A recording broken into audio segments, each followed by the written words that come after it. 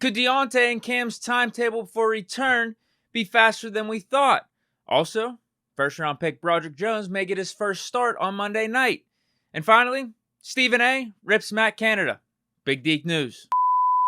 I have found a solution to get Deontay Johnson and Cam Hayward back on the field quicker than ever thought possible.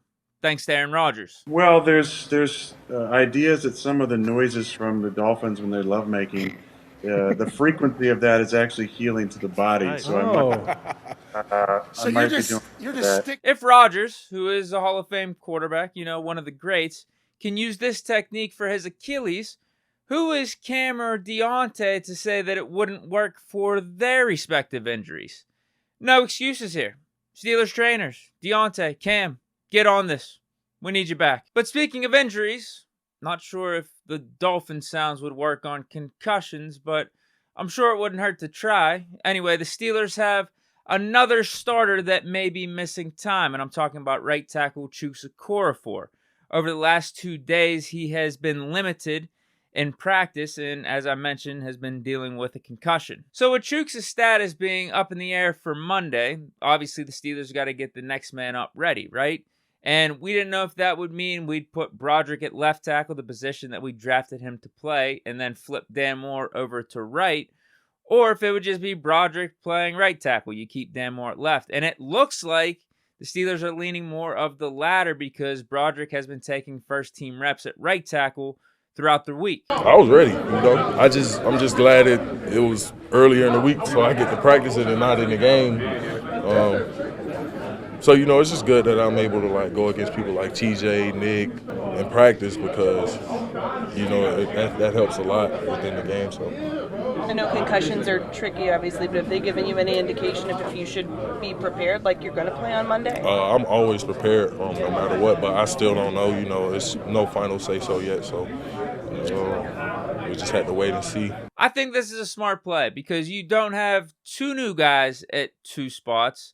It's just one new guy at one spot. And I got this weird feeling, too, that Broderick will bow out. I think he's going to rise to the occasion if this does become his first start. Because you got to think, he's built for moments like this. Dude went to Georgia. So in a primetime game, AFC North division rival, us coming off 0-1, I don't think the lights are going to be too bright. I mean, dude was playing in national championships down in Georgia. Now to the last topic. We had Stephen A. Smith absolutely eviscerating Matt Canada on yesterday's First Take. And Stephen A. was also even making calls for Todd Haley to come back. You're not going to sit up here, Louis Riddick, and not bring up that damn offensive coordinator, Matt Canada, that hasn't done anything over the last 3+ years now. I mean, come on now. Mike Tomlin, listen, you know this. Mike Tomlin, y'all don't hesitate to make changes with players when they don't produce. We want to hold on to offensive coordinators. Yo, I'm not sold. I'm not sold. They look better with Todd Haley years earlier. I've got no complaints. Yeah. I'm with you. All right. Big Ben didn't want Todd. Big Ben didn't want the last guy. He ain't there no more. They got Matt Canada. You can't be afraid, Mike Tomlin, to move on. That's right. It's not working. Todd Haley's on NFL radio, Sirius XM. That's the last time I heard him. Then go back and get him before we got to deal with Matt Canada if he can't change things around. I'm getting sick and tired of him. I'm a Steelers fan. I'm getting sick and tired of that damn offensive coordinator. Mike Tomlin, do something about it because you're getting on my nerves. He really is. There's been smoke around that for a while now.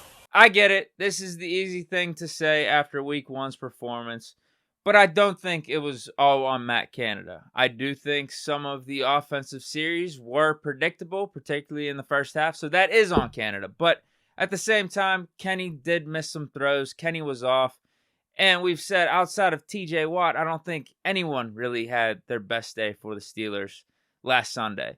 Now, I will say this, if the slow start with the offense continues for the next however many weeks, then yes, obviously Canada should be on the hot seat and potentially be shown the door at some point this season. So I'm not defending him completely, but I know what I witnessed with this offense in the second half of 2022. It consistently improved.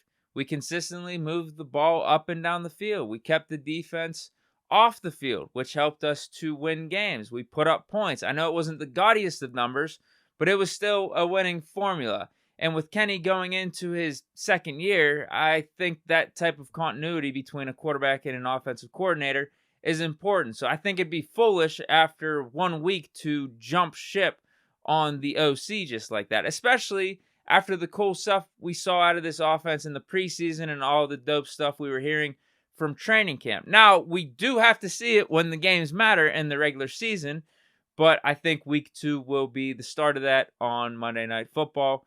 You could hold me to it. I do think the offense definitely improves against the Browns, and we come out of this with a victory, and we'll be 1-1. But that's it for this edition of Big Deke News on a Saturday.